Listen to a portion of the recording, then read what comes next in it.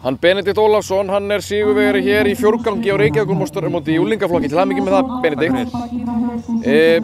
Segðu mér aðeins frá hestunni þínum. Það er náttúrulega bara einstakur gæðingur með alveg svakalega rúmt tölt og bara mjúkur alls þar og góð gangskil. Já. Nú varstu Íslandsmeistari daginn í tölt í unglinga og nú tekur fjórganginn. Hvað er það næst? Það er bara, maður sér hvert maður stefnir og reynir allt sem maður getur til að ná þeim árangri, sko. Maður veit ekki alveg hvað stefnan er núna. Nei, nú eru svona tvö stærstu íþróttamótin búin, Íslandsmót og Reykjavíkurmeistaramót. Hyggur á þáttöku fyrri mótum í sumar og þá hverjum?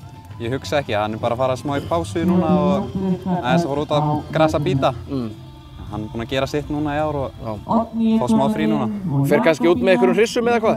Já, það eru eitthvað að því.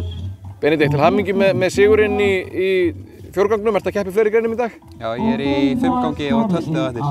Þá segi ég bara gangið þér vel og takk fyrir spjallið. Takk fyrir það.